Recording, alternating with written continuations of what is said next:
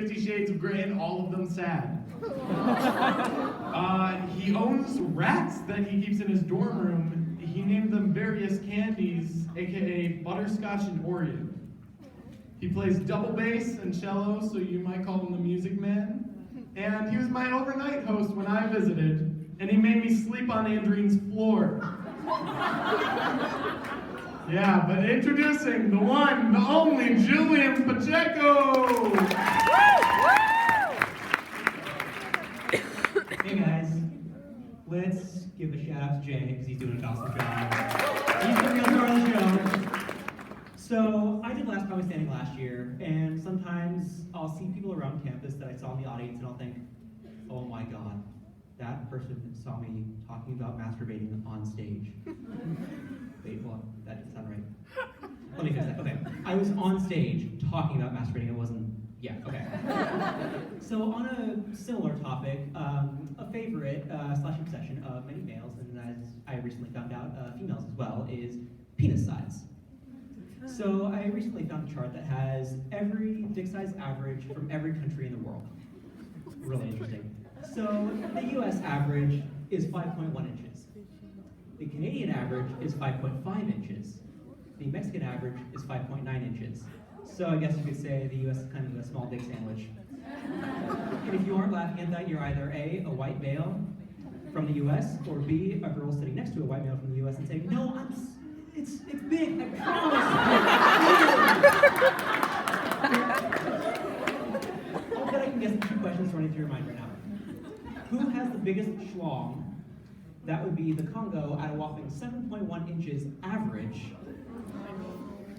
And who has the smallest pee-pee? I'm not going to say who to avoid embarrassing them, but where are my North Koreans at? Oh, excuse me, sorry. God, so immature of me to be talking about schlongs and pee-pees and dick size. In 6 days, I turned 20.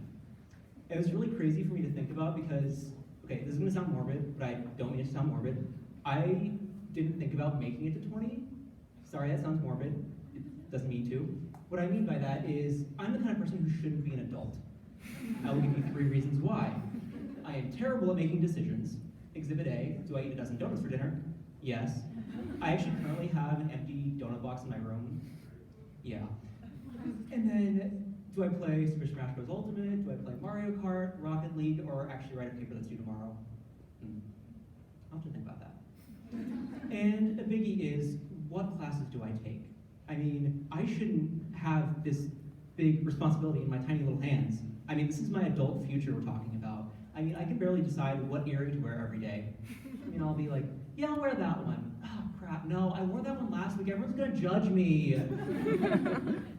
The second reason I shouldn't be an adult is I'm almost 20 and I own not one, but 2 onesies. Yeah. One of them's a Hanukkah one and the other's a Black Panther one. One's fuzzy and the other has pockets. And the ladies here will understand what I mean when I say, it has pockets. Yeah, I know. And yeah, I wear those like more than I'd like to admit. So, the third and possibly most important reason I shouldn't be an adult is, so far thrice in my adult life, I have shredded. And third time occurring last Friday. I won't go into that story though. So, the first time though. Let me set the scene for you. I was at home, 400 miles away, to be exact, 401 miles away from southern Missouri, or Missouri as I call it.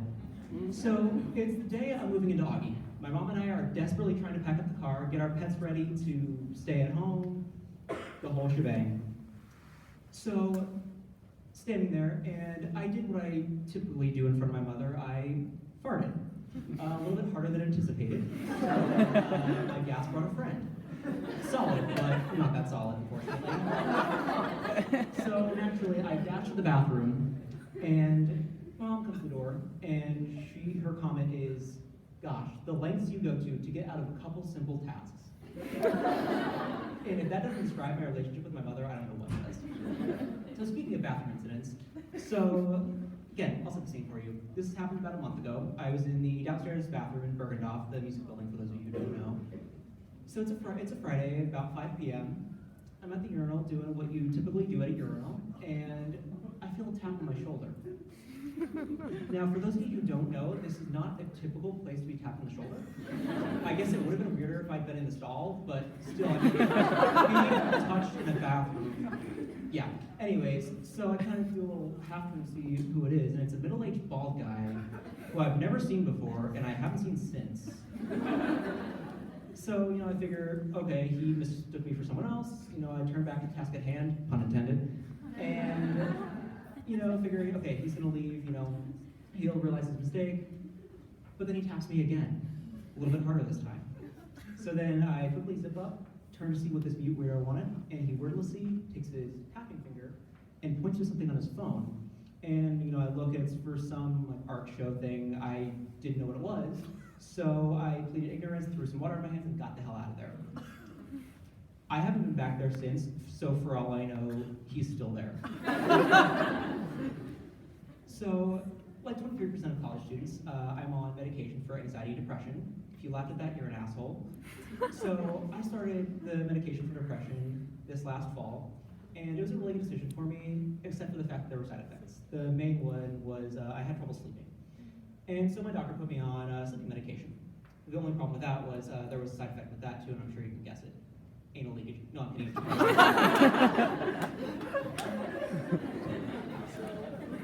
Another little medication story. I have a lot of health issues. So, a few years ago, it was discovered that I have allergies to dust mites, to be exact. So my doctor put me on allergy shots, and then also put me on a couple medications, nasal spray, and pills. Like the irresponsible human I am, I lost the pills within a couple hours, and so I started the nasal spray, but then didn't start the pills until a few weeks later when I actually found them. But then after about a week of taking these pills, I started noticing that I was having problems coming to a conclusion. And after about a week of my right arm getting unusually strong, I had no idea what was going on. And so I'm thinking, what has changed? The medication!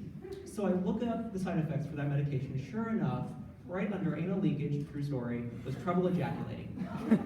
So I had a choice to make here. Do I want to breathe, or do I want to come?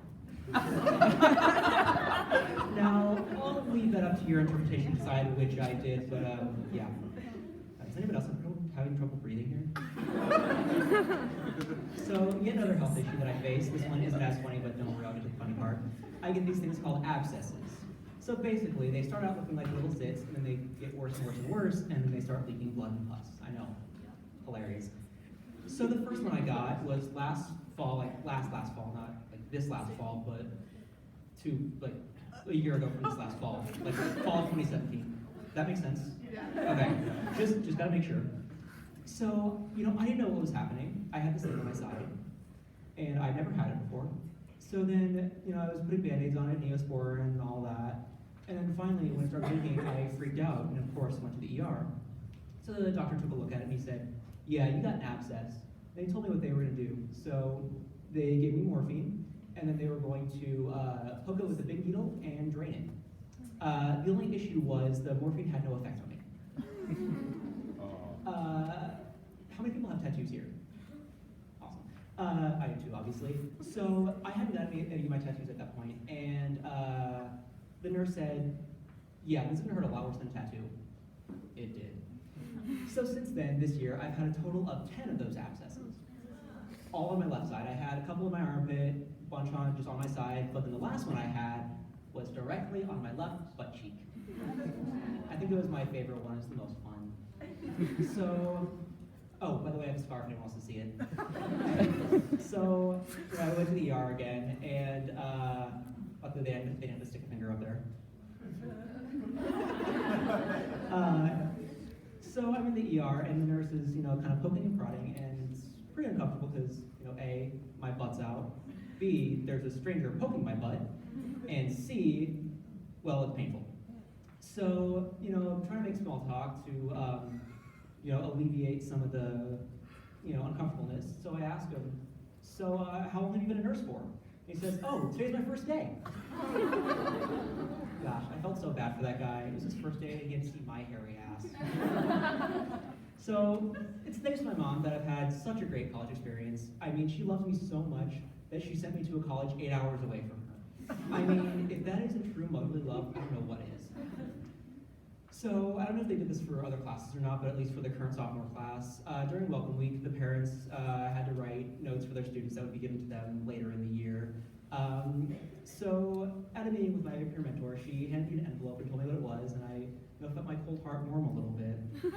And so, I thought, even though this was coarse, this was such a sweet gesture from my mom.